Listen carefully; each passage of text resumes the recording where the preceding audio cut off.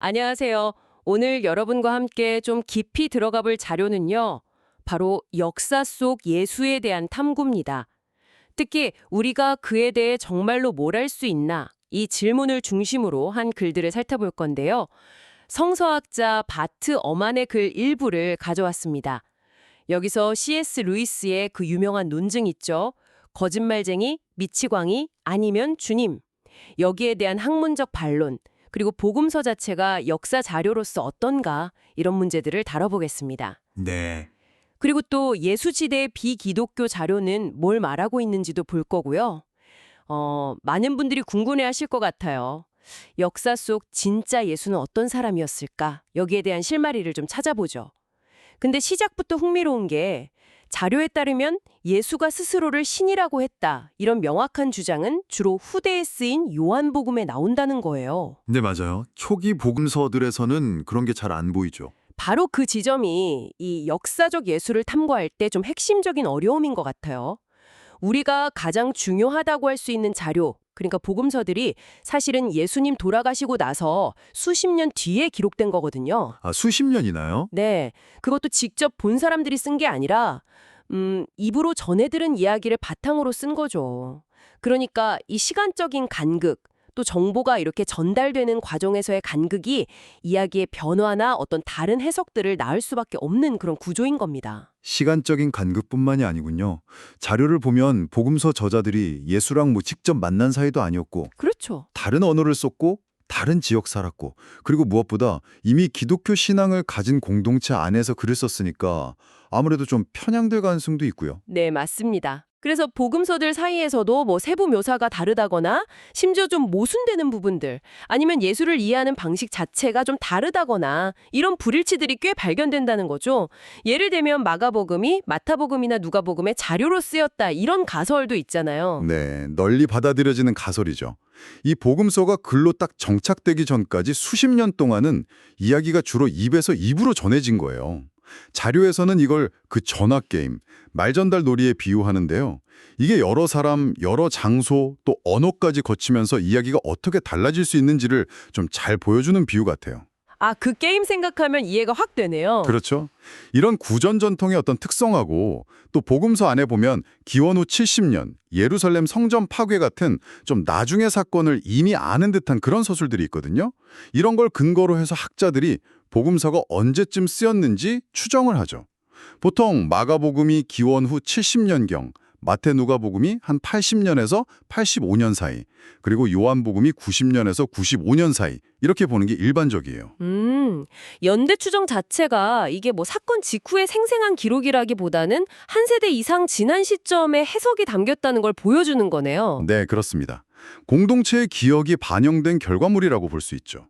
자, 그럼 아까 잠깐 얘기했던 C.S. 루이스의 그 거짓말쟁이, 미치광이 혹은 준인 논증으로 다시 가볼까요? 네, 루이스는 예수가 자기를 신이라고 주장했다면 그는 거짓말쟁이거나 미쳤거나 아니면 진짜 주님이거나 이 셋 중 하나일 수밖에 없다. 이렇게 논리를 폈잖아요. 근데 이 자료의 저자는 바로 그 대전제, 그러니까 예수가 자신을 신이라고 주장했다. 이 사실 자체에 좀 의문을 던지는 거죠. 맞아요. 아까도 말했지만 초기 복음서들 마태, 마가, 누가 여기에는 예수가 자기를 명시적으로 신이라고 하는 부분이 거의 없다는 거예요. 오히려 요한복음에서 확 두드러지고요. 네, 그렇죠. 그래서 저자는 루이스의 세 가지 선택지 말고 네 번째 가능성으로 전설, 레전드 이걸 제시해요. 이게 뭐 예수라는 사람 자체가 전설이다 이런 뜻은 아니고요. 그렇죠. 그건 아니죠. 그가 스스로를 신이라고 주장했다는 그 생각이나 이야기가 나중에 만들어진 전설일 수 있다. 이런 비판적인 관점인 거죠. 물론 이 저자도 예수가 역사적으로 실존 인물이라는 건 분명히 인정하고요. 네, 그 부분은 명확히 하고 있습니다. 그럼 복음서 말고 예수랑 같은 시대를 살았던 비기독교인들의 기록은 어떨까요? 이게 좀 놀랍게도 자료에 따르면 1세기 로마 제국의 그 그리스 로마 이교도 저술가들 기록에는 예수 이름이 아예 안 나온대요. 전혀요. 한 번도 안 나온다고요? 네, 전혀 언급이 없다는 거죠. 이게 좀 시사하는 바가 있는데요. 예수가 나중에 기독교를 통해서 서구 문명사에 엄청난 영향을 미쳤지만 정작 그가 살았던 당시 로마 제국 전체로 보면 비교적 덜 알려진 갈릴리 지역의 어떤 유대인 예언자 정도로 여겨졌을 수 있다는 거죠. 아, 당시에는 그냥 지역적인 인물이었을 수도 있겠네요. 그럴 가능성이 크다는 거죠. 예수가 비기독교 자료에 처음으로 딱 언급되는 건 시간이 좀 꽤 흘러서 기원 후 112년쯤 로마 총독 플리니우스가 황제한테 보낸 편지에서래요. 네, 플리니우스. 그리고 몇 년 뒤인 115년쯤에 역사가 타키투스 기록에도 나오고요. 근데 이 기록들도 주로 뭐랄까, 당시 로마 당국이 기독교인들을 어떻게 다룰 거냐 이런 맥락에서 나와요. 그렇죠. 행정적인 필요나 역사 기록 차원에서 언급되는 거죠. 그들이 크리스투스, 그러니까 그리스도라는 인물을 신처럼 숭배했고 그 사람이 본디오 빌라도 총독 때 처형당했다. 뭐 이 정도 사실만 간략하게 언급할 뿐이지 예수의 어떤 구체적인 삶이나 가르침 이런 정보는 거의 없다는 거죠. 네, 맞아요. 거의 정보가 없죠. 그리고 1세기 유대인 역사가 요세푸스 책에는 예수가 2번 언급이 되긴 합니다. 아, 요세푸스? 네. 한 번은 예수의 형제 야고보가 처형당하는 걸 설명하면서 그리스도라 불리는 예수의 형제 이렇게 짧게 나오고요. 다른 한 번은 좀 더 길게 예수를 뭐 지혜로운 스승이다 이렇게 묘사하면서 행족이나 추종자들, 빌라도에게 십자가형 받은 것 등을 언급하는데요.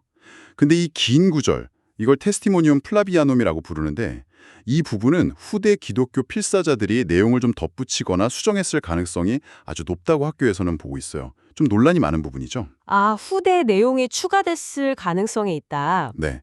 그리고 신약 성서의 다른 책들, 예를 들면 바울 서신 같은 경우도 예수의 죽음과 부활, 이게 신학적으로 어떤 의미가 있느냐, 여기에 집중하지 그분의 생전 활동에 대해서는 굉장히 단편적인 정보만 줘요. 뭐 유대인 대상으로 사역했다, 형제 야고보가 있었다, 12제자, 최후의 만찬 이런 정도죠. 결국 이 자료들을 다 종합해보면 역사적 예수에 대한 정보를 얻으려면 여러 한계점이나 비판적인 검토가 필요하긴 하지만 그럼에도 불구하고 여전히 사복음서가 가장 중심적인 자료가 될 수밖에 없다. 뭐 이런 결론이네요. 네, 그렇죠. 오늘 살펴본 내용들이 이 역사 속 실제 인물, 특히 고대 인물의 삶을 다시 구성하는 작업이 이게 얼마나 좀 신중하고 복잡한 과정인지를 잘 보여주는 것 같아요.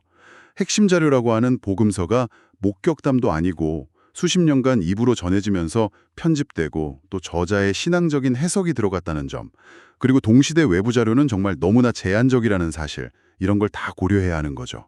맞아요. 이게 단순히 뭐 특정 종교의 믿음 문제 이걸 넘어서서 우리가 과거를 어떻게 이해하고 이 제한된 자료 안에서 어떻게 진실에 다가가려고 노력하는가 이런 역사가들의 근본적인 고민을 좀 엿볼 수 있는 것 같습니다. 자, 그렇다면 마지막으로 여러분께 이런 질문 한번 던져보고 싶습니다.